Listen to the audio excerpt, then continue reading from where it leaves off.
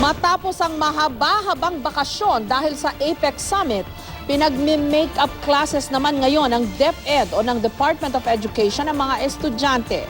Sa Sabado, magsisimula na ang 4 na weekends na may pasok sa public school sa Metro Manila.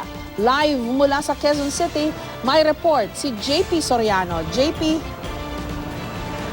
At Jessica, 4 na weekends nga na pagbabayaran ng mga mag-aaral mula sa public schools mula sa elementary at high school. Ang 4 na araw na walang pasok dahil sa APEC 2015. At ayon sa DepEd, Jessica, mahalaga raw ito para makahabol sila sa mga leksyong hindi na nakuha sa mga araw na wala silang pasok. Napakagandang pag-uugali ang mahilig magbasa. Para bigang daan ng Asia-Pacific Economic Cooperation o APEC 2015, suspendido ang klase noon sa mga public schools simula November 17 hanggang November 20 sa Metro Manila. Kaya naman para mabayaran ang mga araw na walang pasok sa mga paaralan, iniutos na ng DepEd sa lahat ng mga school division na magdaos na ng mga make-up classes. Meron kasing ideal na 201 school calendar days ang elementary at high school ayon sa DepEd. Dapat non-negotiable 180 days of the more or less 200 school calendar days. Dapat may contact time ang ating mga guro at ang ating mga mag-aaral. Una po yan. Pangalawa, ang makeup classes ay maaaring gawin sa pamamagitan ng paggagawa ng mga Saturday classes o kaya naman ay extended class hours during weekdays. Pero sabi ng DepEd, may 20 buffer days sa school calendar ng lahat ng public schools. Yun nga lang, halos gamit na ito lahat dahil sa mga araw na suspended ng klase dahil sa bagyo at pagbaha. Kaya ang ilang public school sa Sabado na magsisimula ang kanilang makeup classes. Kailangan daw ito lalo na at nasa K-12 program na ang education system ng bansa. Siyempre kasama yon sa school days na naka-budget na for lahat ng skills na matutunan nila within this period. So, kailangan mababayaran yung na-miss na days para makover lahat ng mga dapat nilang matutunan na lesson.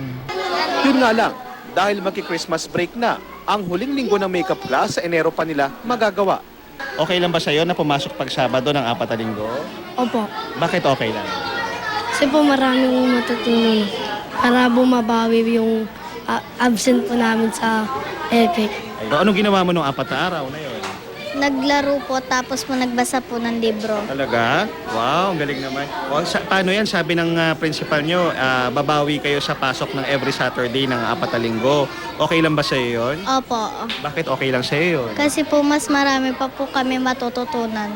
Kung ang mga pampublikong paaralan sa elementary at high school ay inutusan na ng DepEd na magkaroon ng makeup classes, ang Commission on Higher Education naman o CHED ay hinihikayat ang mga college institutions na magkaroon din ng kanilang makeup classes at magbigay ng takdang aralin sa kanilang mga estudyante para sa mga araw na wala silang pasok dahil sa APEC 2015. Pabor naman ang ilang magulang na nakausap namin sa makeup class ng weekend, pero hirit ng ilan.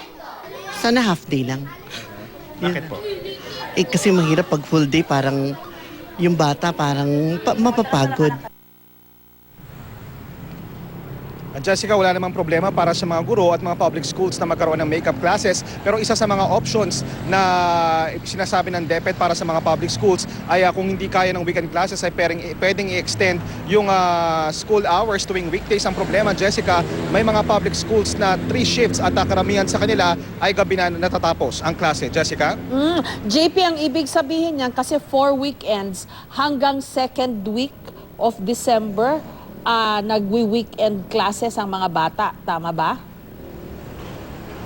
Tama, Jessica, kasi malapit-lapit na rin, Jessica, yung matapos yung November at by December, 2 weeks o 2 weekends na lang daw yung magkakaroon ng makeup classes dahil papasok na yung kanilang Christmas break at kadalasan nauuna dyan ang mga public schools sa elementary at high school. Kaya yung karamihan sa mga mag-weekend classes na hahabol ay aabot sa first week ng January after ng Christmas break. Jessica? Mali pala yung bilang ko. Ibig sabihin hanggang third weekend ng December, nagme-makeup classes ang mga public schools. Tama, Jessica. Yun nga ang mangyayari at yun nga ang ginigitan sinasabi ng DepEd.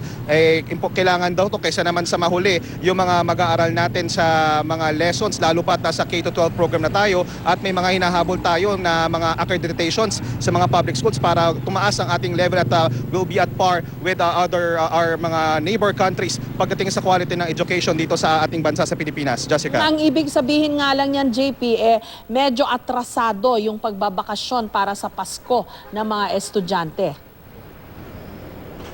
Definitely, Jessica, at ang mangyayari dyan, may mga araw, may mga linggo, may posibleng magkaroon ng extension sa kanilang pagbabakasyon pagkatapos ng kanilang mga lang fourth quarter. At isa nga sa mga sinasabi rin dyan ay pwede rin magkaroon ng adjustment sa mga iba pang gagawin nilang activities, sa mga DepEd activities katulad ng graduation at iba pang mahalagang DepEd announced programs na ginagawa naman taon-taon. Jessica. Yung nga lang extra effort yan kasi alam mo naman pag December, no, ang hirap ng magtrabaho, siguro sa mga bata ang hirap lalong mag-concentrate sa pag-aaral kasi nagsisimula na natin nararamdaman yung Christmas spirit o Christmas mood, ika nga.